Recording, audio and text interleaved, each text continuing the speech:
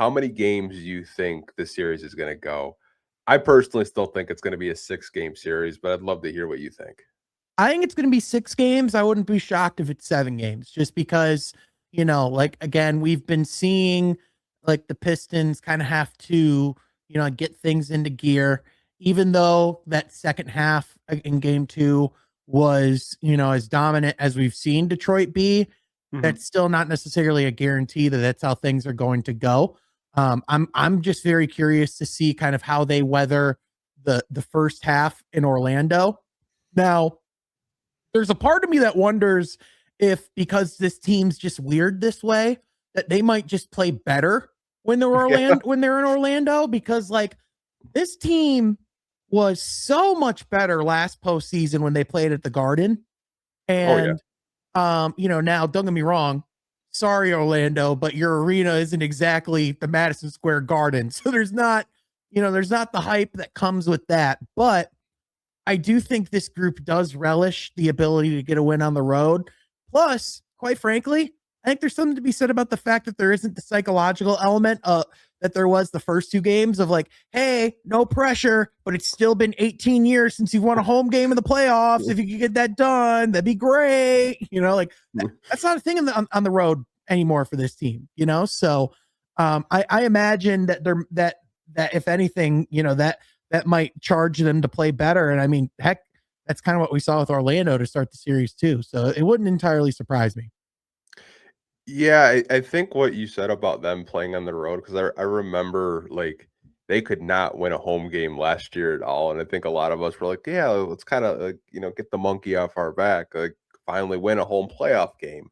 Um, it wouldn't surprise me though if they were able to go in tomorrow and win the game. It just wouldn't. And from an Orlando perspective, it seemed like when they lost the game during the regular season, Sean, they would just go on these lulls where they're losing like 7-6 straight in a Yep. row. And like you got me there. Um, and also I saw a Raptors fan kind of like comment under a post. It wasn't my post, but I had saw it, and he's just like, yeah, he's like, when we dropped 30 straight points on Orlando, they didn't make adjustments either. Like they called timeouts, but there was never really any type of adjustment period. And I don't even really felt like we played our best game in game 2 and still found a way to win. Mm-hmm. Yeah, I mean, they only scored 98 points and still won by 15. You know, like it's Yeah.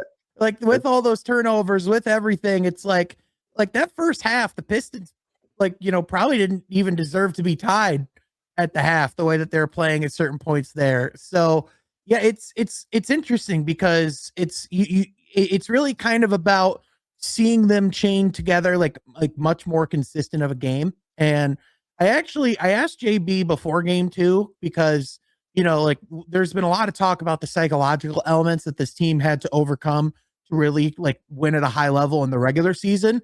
So I kind of asked JB, like, what are those elements you think like not only this team, but like teams in general have to learn when you do win in the playoffs, or like, how to win. And like one thing he talked about was all of the distractions that come with the postseason. Like, I don't think, like a whole lot of us necessarily think about like all like whenever like you do have home games in the postseason, you have family, you have friends, you have people that want to come in town. People are a lot more excited, like the hype and the attention on social media is like a whole different level. And I think, for some of these guys, especially the guys who are really young in this team, I think those are things that like just are extra distractions and take away from like the basketball element. He also talked about how like the weight of what these games mean. Like people like get distracted by like the nerves that come with that, when at their core, they just have to focus on playing basketball. They have to focus on winning basketball games. And I think there's like one thing about the road that does kind of make things a little bit more simpler, is that you don't really have the capacity to invite people out. You don't have a pad that people are going to be coming to crash at. So it's like, it's essentially you really are just with your team focusing on the games ahead of you. So in a way, for these younger guys, being on the road like might almost be an advantage in that way.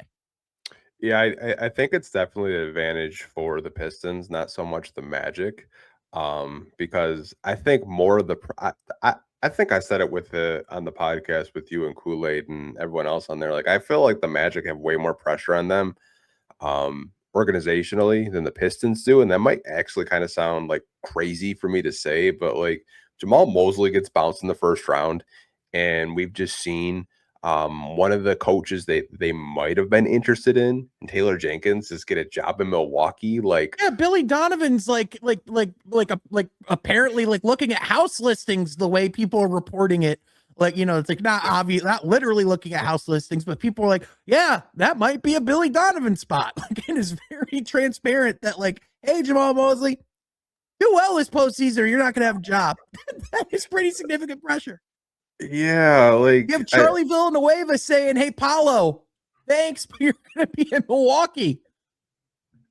Yeah, I mean, there's been so much nasty discourse this NBA season with not only the Orlando Magic, but the Detroit Pistons as well. But I do agree with you. I think it is going to be a 6 game series. I think it's going to be a series that isn't going to be easily won.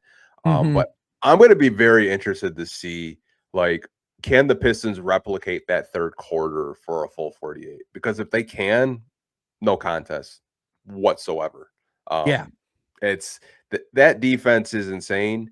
I'd love to be a fly on the wall during half times. I don't know about you, because that halftime almost reminded me of the Atlanta Hawks halftime when they came back 20 and almost won the game. Like, Yep. it was insane, man. Like, I don't know what is said.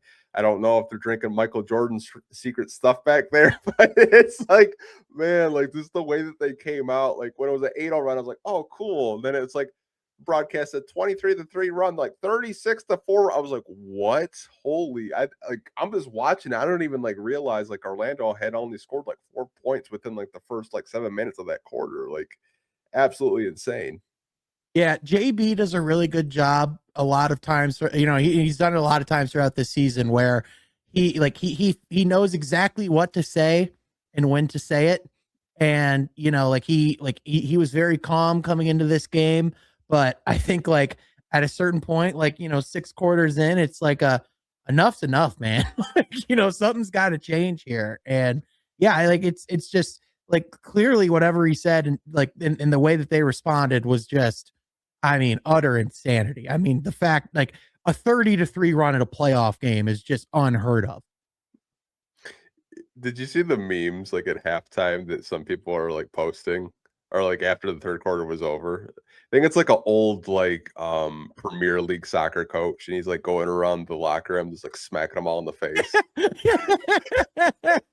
I was like, man, like I don't know if it's like that violent or anything like that, but like it just kind of makes you chuckle. But like, yeah, what the hell was said? Like, in there, It is, 'cause yeah, it is it's the metaphorical version of that meme is essentially what that halftime had to be.